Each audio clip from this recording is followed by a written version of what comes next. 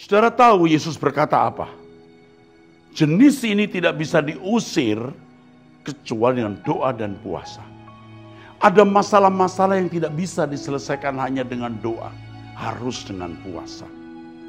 Kesempatan yang baik pada bulan puasa dari tanggal 24 Maret sampai 22 April kita akan doa puasa.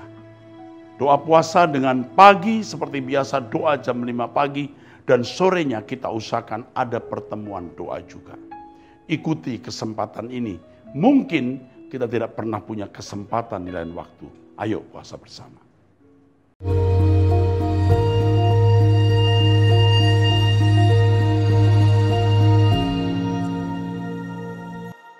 Oke, shalom saudara. Kita kembali mengikuti Abam.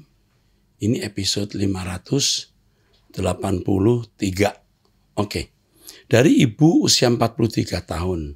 Shalom Pak, ingin bertanya karena tidak dapat menjawab pertanyaan anak saya yang berusia 9 tahun dengan tepat. Pertanyaannya adalah kenapa Tuhan itu ada banyak? Ada banyak Tuhan dalam banyak agama. Oke. Mungkin jawaban paling sopan adalah setiap orang memiliki keyakinan. Pohon pun bisa diakui jadi Tuhan. Gunung pun bisa diakui jadi Tuhan. Binatang pun bisa diakui jadi Tuhan. Batu besar pun bisa diakui jadi Tuhan. Karena orang memiliki kebebasan mempercayai sesuatu. Itu dijawab itu. Tentu ibu harus memberitahukan, tetapi Tuhan yang benar itu adalah Tuhan yang ditulis Alkitab. Ya, Allah yang menciptakan langit dan bumi bernama Yahweh atau Allah Yahweh atau Elohim Yahweh atau Bapa Yahweh yang memiliki putra bernama Yesus Kristus yang mati di kayu salib menebus dosa kita. Ini jawaban paling sopan, ya, paling tepat gitu saudara. Ya, itu jawaban yang paling tepat atau jawaban yang paling sopan. Ada jawaban yang tidak boleh dikemukakan. Misalnya begini. Di mana-mana juga selalu ada barang palsu. Ya. Ada barang asli, ada KW1, KW2, mirip tapi sebenarnya palsu, ya. Ada mutiara asli, ada mutiara palsu, tapi jawaban itu membahayakan bagi anak-anak kita yang nanti akan berkata kepada orang di sekitarnya atau agama tetangganya, kamu palsu, saya asli. Itu dihindari. Yang benar adalah masing-masing punya keyakinan. Dan diajarkan untuk menghargai keyakinan orang lain tanpa mendebatkannya. Keren ya? Keren. Oke. Dari wanita usia 42 tahun. Salam Pak, saya seorang perempuan dengan 2 orang anak. Saya bercerai dengan suami pertama karena KDRT dan menjadi janda. Selama 7 tahun. Kemudian saya menikah kembali tahun 2020 dengan duda cerai hidup. Mantan suami saya saat ini sudah meninggal tahun 2022. Suami saya saat ini memutuskan bercerai karena menganggap pernikahan kami ini salah dan layak ditinggalkan karena dianggap berzina. Apakah demikian? Karena kami saat menikah belum mengerti hal ini. Apakah bercerai untuk kedua kalinya itu dibenarkan? Sebenarnya kamu menikah dengan pria yang cerai hidup ini juga masalah. Tetapi saya mau tanya, suamimu minta cerai itu mau balik ke istrinya? Atau mungkin ada perempuan lain? Saya tidak tahu. Tetapi kalau suami sudah tidak nyaman hidup bersama dengan kamu, dan menganggap itu perzinahan, kamu percuma melanjutkan berumah tangga dengan pria yang sudah tawar hati denganmu. Kau punya kamu punya 2 anak. 2 anak ini dari istri, maksudnya dari suami yang pertama, dua-duanya, atau suami yang kedua ini memberikan anak juga. Ini pertanyaan saya yang saya tidak tahu. Ya, apakah jadi kalau suamimu memang berniat mau cerai, ya sudah. Hatinya dia sudah tidak ada di dalam keluarga ini. Memutuskan bercerai karena menganggap pernikahan ini salah. Saya tidak yakin dia mau cerai karena menganggap ini pernikahan zina. Saya tidak yakin. Kemungkinan besar malah tidak. Dia sudah mau jadi orang suci kah? Saya mau tanya, kehidupan setiap harinya dia kudus nggak? Kalau tidak, itu hanya alasan saja. Tetapi kalau sudah ketemu pria seperti ini, ya sudah. Jangan lanjutkan pernikahanmu dengan pria yang sudah tawar hati, ya. Tidak heran pria itu kalau sudah mencicipi madu, maka dia meninggalkan bunga itu. Ya, udah. Saya kira lupakan saja kalau memang dia ingin bercerai. Dan lain waktu hati-hati. Jangan menikah dengan orang yang salah. Kamu urusi anakmu itu, ya. Anakmu sudah 2, ya. Oke, sementara itu saja. Tapi di atas ini kamu tanya Tuhan. Jadi kamu diam saja. Jangan berkata, jangan cerai atau yuk kita cerai. Kamu diam saja menghadapi pria ini. Oke. Sekarang dari wanita usia 46 tahun, 2 anak menikah. Apakah saya layak di hadapan Tuhan yang sudah banyak berbuat kesalahan? Apakah saya layak di hadapan Tuhan yang saya sudah banyak kesalahan? Salah satunya menikah dengan orang yang tak percaya kepada Tuhan. Ya, suaminya dari Malaysia. Dulu kami menikah hanya di jabatan negara, ya JPN. Pak, apakah dosa saya boleh diampuni dan Tuhan mau pakai saya menjadi berkat bagi keluarga saya? Pak, sekarang anak saya sudah mulai malas ke gereja. Sekarang kami gereja di salah satu gereja di Malaysia.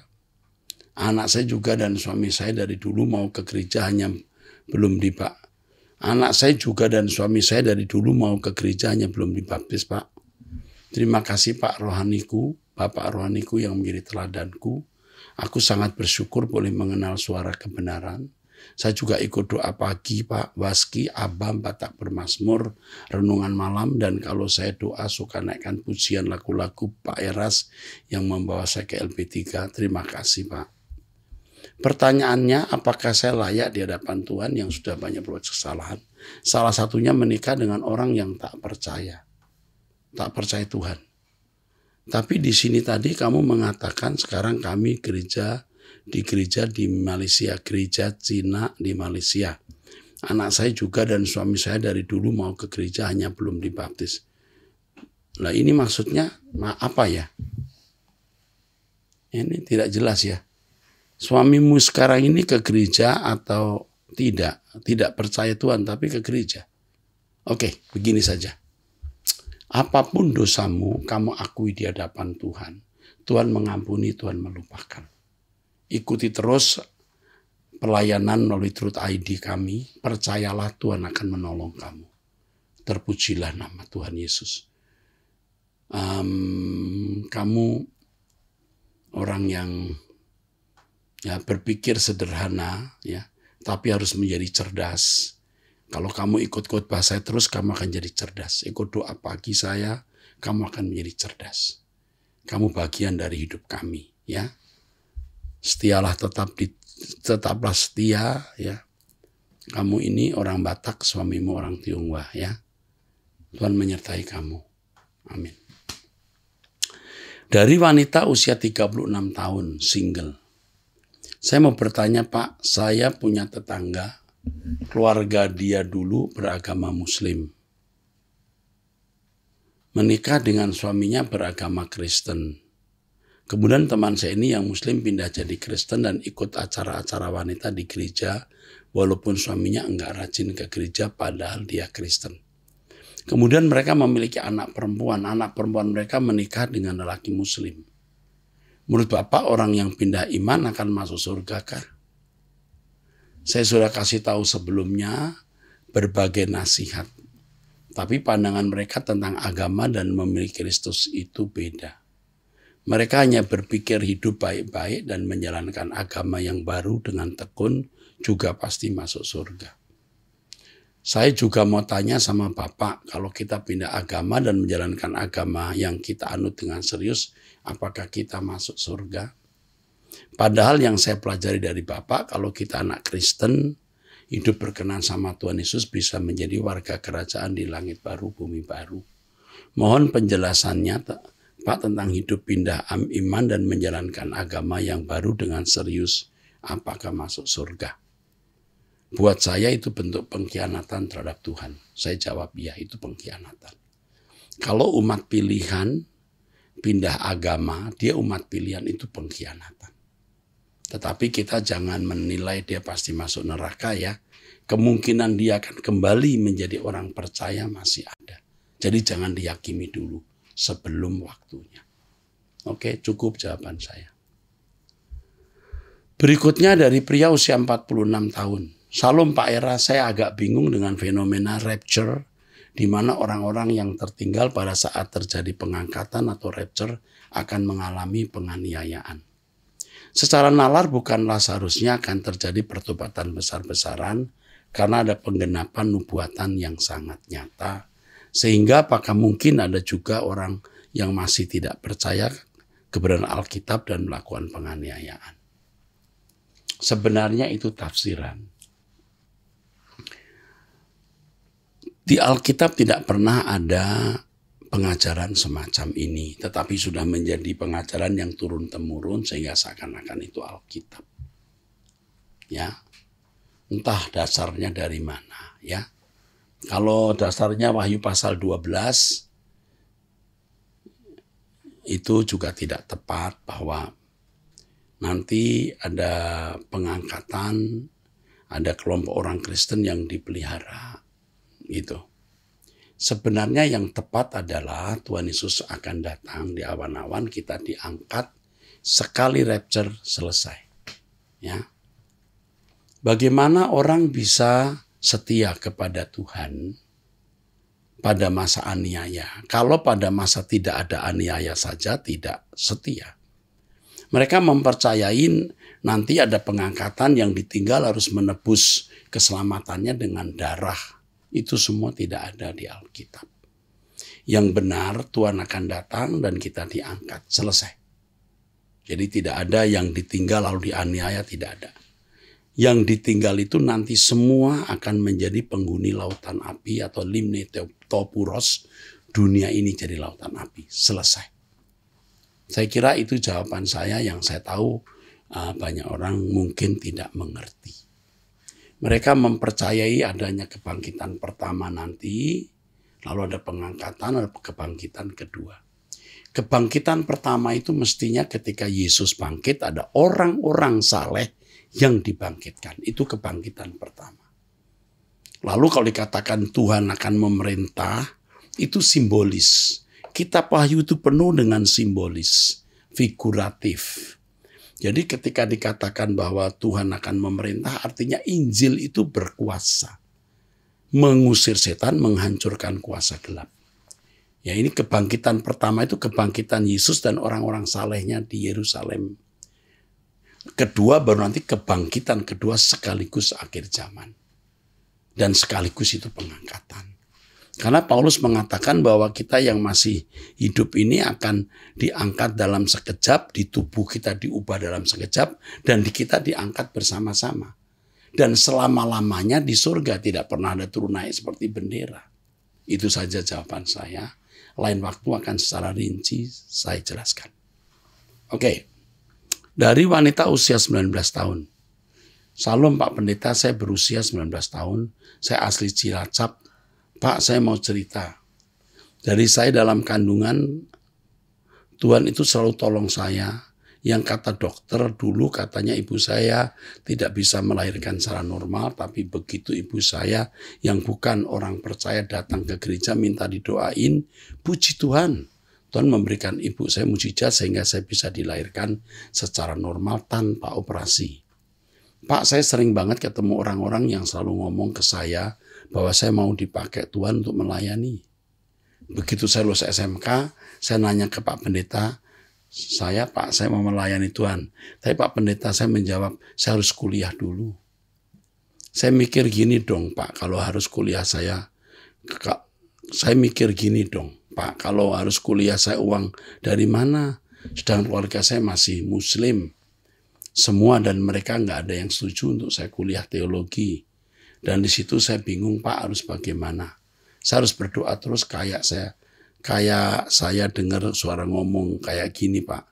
Kenapa kamu takut? Bukankah selama ini aku selalu menopang kehidupanmu? Ada suara begitu kira-kira. Bukankah aku yang selalu menyertai kamu? Kenapa takut? Dan pertanyaan aku harus gimana ya Pak? Mohon masukannya. Masukannya kamu akan ditelepon orang saya kalau kamu mau kuliah. Pak Eras, Om Eras yang membiayai kamu. Kamu ke Jakarta, kamu sekolah teologi. Kamu jadi anaknya Pak Eras. Ya, kamu akan dihubungi hari ini juga. Oke. Dari pria usia 31 tahun, single pelaut. Salam Pak, saya mau bertanya Pak, sejak 2013 sinyal untuk jadi hamba Tuhan itu ada dan sampai sekarang. Pertanyaan saya, apa yang terjadi jika saya tidak genapi panggilan itu? Karena dalam pikiran saya, bagaimana saya nanti bisa hidup kalau jadi hamba Tuhan? Dan ini membuat saya pusing. Tapi ada dorongan selalu jadi hamba Tuhan. Dan saya punya keinginan buat sekolah teologi, tapi pikiran saya terbagi dua.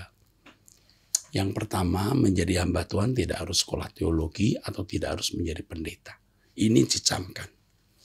Di mana kamu berada, kamu menyenangkan Tuhan dari perilaku dan perbuatanmu. Itu melayani Tuhan yang benar. Setelah itu kamu membawa dampak bagi sekitarmu atau lingkunganmu. Itu baru benar kamu melayani Tuhan. Ya. Tapi kalau kamu tergerak untuk sekolah teologi, kamu mau jadi hamba Tuhan full timer, ya enggak salah juga. Tapi tanyakan ke Tuhan dan pastikan. Jika kamu membutuhkan bantuan, kamu bisa menghubungi kami. Tapi ingat, usiamu sudah 31 tahun. Ya, kamu di sini masih single ya, belum menikah. Enggak masalah. Tapi tanyakan Tuhan, ini penting sekali. Kepastian harus dari Tuhan. Tuhan berkati. Dari wanita usia 35 tahun. Pak, saya mau curhat. Saya sangat kacau sekali melihat diri saya ini. Saya mengalami masalah perkawinan. Saya kok sulit sekali menjadi istri yang mau diam seperti yang Pak Eras selalu ingatkan. Saya kerap mengalami KDRT psikis dan fisik oleh suami saya. Komunikasi saya dan suami sangat kacau. Suami tidak bisa menerima masukan dari saya. Suami juga kehilangan pekerjaan reguler sebagai musisi sejak 2020 sampai sekarang. Terkadang ada panggilan perform sekejap, tapi seringnya tidak ada. Saya ada keinginan suami bisa mengusahakan bekerja di saat saya libur kerja. Saya libur kerja 3 hari. Kalau harapan saya suami bisa mendapatkan pekerjaan di hari libur atau membuka kursus online, tapi memang butuh persiapan matang. Karena suami juga harus menjaga 2 anak saya. Belakangan ini suami mengeluh, dia bilang sensitif dengan roh-roh di sekitarnya. Sekarang ia mengalami sensitif terhadap benda-benda elektronik, wifi, bluetooth. Sehingga dia melarang kami menggunakan wifi di rumah, HP di kamar atau bluetooth yang menyala. Rice cooker juga tidak dicolok jika tidak masak. Dia tidur dengan menempelkan lakban aluminium foil di matrasnya. Waduh. Maksudnya baik, tapi itu juga jadi masalah karena komunikasi kita dengan apapun secara online. Dan dia tidak mau konsul ke dokter karena dia beranggapan dia punya Tuhan. Dan dia yakin dengan kondisi yang dia alami itu. Suami saya juga mendiagnosis penyakit. Dia mendiagnosa sepupu saya yang mengalami sakit kulit itu dibilang karena efek radiasi.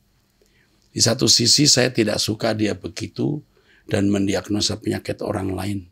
Maka kami juga sering bertengkar. Kalau bertengkar seperti tidak ada yang mau mengalah. Saya ajak dia konsultasi ke pendeta. Sudah beberapa kali dilakukan, tapi lagi-lagi dia berpendirian dengan pengertiannya sendiri dan imannya. Apa yang harus saya lakukan minimal untuk menahan diri ketika saya diserang suami? Saya jawab dulu ya, jangan banyak mulut. Diam. Ini penyelesaiannya hanya diam. Lalu suamimu bisa lama-lama sakit jiwa loh, sakit mental. Kamu kalau tambah banyak mulut, suamimu tambah sakit. Jadi kamu diam. Masalahmu tambah rumit kalau kamu banyak mulut. Karena kamu juga keras kepala, tidak mau mengalah. Kamu ngeyel. Dan itu menyusahkan diri kamu. Ingat kamu punya anak, ada 2 anak. Nasib 2 anak itu tergantung dari mulutmu, dari sikapmu. Ikuti Om Eras. Apa yang saya ajarkan ini. Dan gimana saya menghadapi suami yang menyebut dirinya sakit karena sensitif elektronik, tapi menolak konsultasi ke dokter. Saya stres dengan suami dan diri saya sendiri. Kamu tidak perlu stres terhadap suami atau dirimu sendiri. Kamu kendalikan dirimu dengan baik. Kau mesti bisa dewasa. Kamu sendiri juga tidak matang. Tapi dengan ikut Pak Eras, dengan ikut Om Eras ini, nak, kamu mesti matang. Dengarkan khotbah saya, doa pagi bersama saya, kamu akan jadi kuat. Sejak saya menjawab pertanyaan ini, ayo bangkit. Kuatkan, teguhkan dirimu. Seperti firman Tuhan kepada Yosua. Teguhkan, kuatkan hatimu, jangan tawar hati. Kita yang harus meneguhkan, menguatkan hati. Lakukan ini. Jangan menunggu lawatan Tuhan. Tuhan sudah melawat, kok ditunggu. Sekarang tergantung kamu menguatkan dirimu sendiri. Tuhan memberkati. Saya dari gereja lain, tapi saya juga mengajak suami untuk menemui Pak Eras. Tapi belum jadi-jadi, oke? Jadi kamu tolong deh berubah ya. Nanti kamu ke Rehoboth ya. Oke. Dari wanita usia 32 tahun. Salam Pak Pendeta, saya lahir dari keluarga Kristen dan cukup sering pelayanan di gereja sejak sekolah minggu sampai remaja. Namun tahun 2014 saya menikah dengan seorang laki-laki beragama berbeda dan dengan terpaksa saya harus pindah agama walaupun sebenarnya hati saya menolak. Setelah menikah, kehidupan rohani saya tidak pernah tentram karena saya terpaksa berdoa sembahyang kepada yang tidak saya percaya. Saat itu dalam hati saya memohon ampun dan tetap berdoa dan percaya kepada Tuhan Yesus. Yang saya yakin suami saya juga tahu itu, namun dia diam saja. Sampai tahun 2020, 1 tahun setelah saya melahirkan putri pertama kami, saya berterus terang dan meminta izin kepada suami saya untuk tidak sembahyang lagi karena hati saya ingin kembali kepada Tuhan Yesus.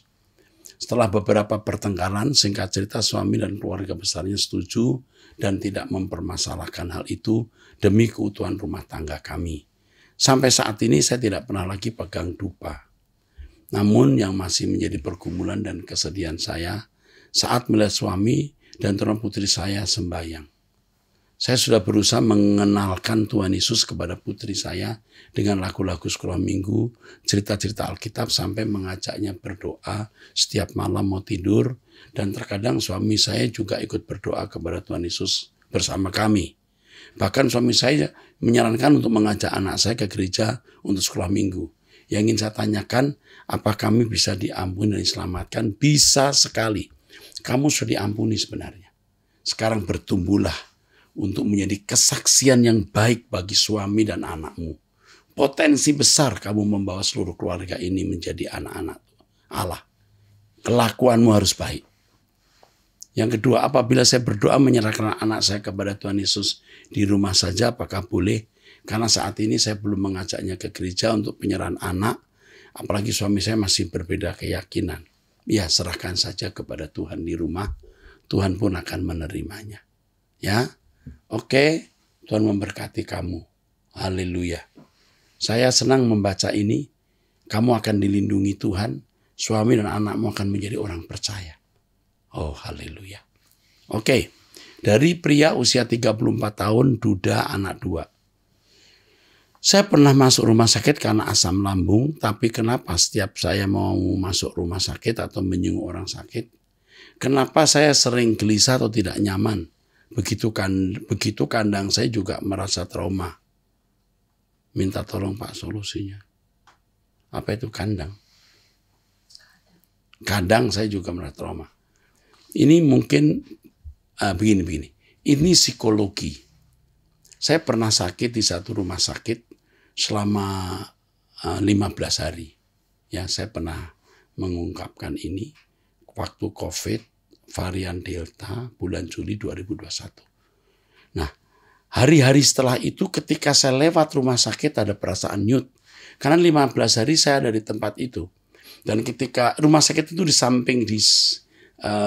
samping jalan tol. Jadi kalau saya lewat ke gereja kadang-kadang jika lewat jalan itu atau dari mana, saya bisa melihat jendela kamar di mana saya pernah menginap di situ. Karena ketika saya menginap di situ, saya membuka jendela, saya lihat jalan tol itu. Dan kalau saya lewat, hati saya ada nyut gitu. Aduh, ada perasaan kayak trauma. Dan ini bisa kejiwaan. Kamu harus mengalahkan kejiwaan ini. Dan kamu nanti akan bisa melewatinya. Yang penting sekarang kamu belajar kebenaran firman, doa pagi bersama saya, punya doa pribadi, bergaul dengan Tuhan. Kau bisa melewatinya. Bisa. Ya? Oke, Tuhan menyertai kamu. Hiduplah suci supaya engkau layak hidup dalam perlindungan Tuhan. Jangan jahat supaya kamu layak dilindungi Tuhan. Yang berikutnya pertanyaan melalui email dari inisial H dan Y. Y bukan. Ya. H dan Y dong. Salam Pak Eras, izinkan saya bertanya tentang apa itu kelahiran kembali. Lalu apa yang dimaksud dengan kelahiran kembali dari air dan roh? Kelahiran kembali bicara mengenai perubahan hidup. Dari seorang yang berkodrat dosa menjadi seorang yang berkodrat ilahi. Bukan hanya sekedar menjadi baik. Lalu kelahiran kembali dari air dan roh. Air bicara mengenai komitmen seseorang untuk berubah. Ditandai dengan baptisan. Dan roh bicara mengenai pekerjaan Roh Kudus yang mengubah orang itu. Oke. Saya terlahir dari keluarga Kristen atau orang percaya. Apakah sejak kecil saya telah mewarisi kelahiran kembali tersebut? Tidak. Tidak. Ya, tidak. Apakah saya telah mewarisi kelahiran kembali tersebut dari kedua orang tua saya? Tidak. Ini kelahiran baru terjadi ketika orang belajar firman, pikirannya dicerai oleh firman, mengalami pertobatan itu metanoia, sampai paranoia. Paranoia itu istilah negatif untuk psikologi, tapi dalam kekristenan paranoia yang artinya penyimpangan pikiran itu positif. Dari pikiran duniawi ke pikiran rohani. Nah, itu proses kelahiran baru. Apakah anak-anak yang terlahir dari keluarga Pak Eras juga otomatis mewarisi kelahiran kembali dari Pak Eras? Tidak. Anak saya harus bertobat. Dulu anak saya yang perempuan tidak ingin jadi pendeta karena melihat bapaknya kok jadi pendeta susah, capek, pagi berangkat, malam baru pulang. Dia berkata juga kepada mamanya, kenapa mau menikah dengan papa yang begini? Tapi akhirnya anak saya menjadi pendeta. Anak saya Stephen juga seingat saya pada waktu satu retreat dia bertobat.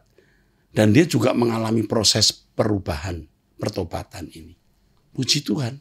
Harus mengalami pertobatan pribadi. Oke? Jangan lupa subscribe Truth ID, ikut doa bersama dengan saya setiap hari jam 5 pagi. Dan saudara bisa mendaftarkan anak saudara di Ekumene Christian High School, sekolah yang sangat bermutu. Kami set up untuk sekolah yang memiliki kualitas akademisi yang baik, tapi juga terutama mental moral, supaya mereka dibesarkan dalam basic suara kebenaran. Ya, ST Ekumene juga menerima pendaftaran baru untuk mahasiswa dari S1, S2, S3. Dan bagi saudara yang memiliki kesulitan keuangan, saudara bisa berkonsultasi dengan kami menyediakan scholarship atau beasiswa. Sampai jumpa, Tuhan memberkati.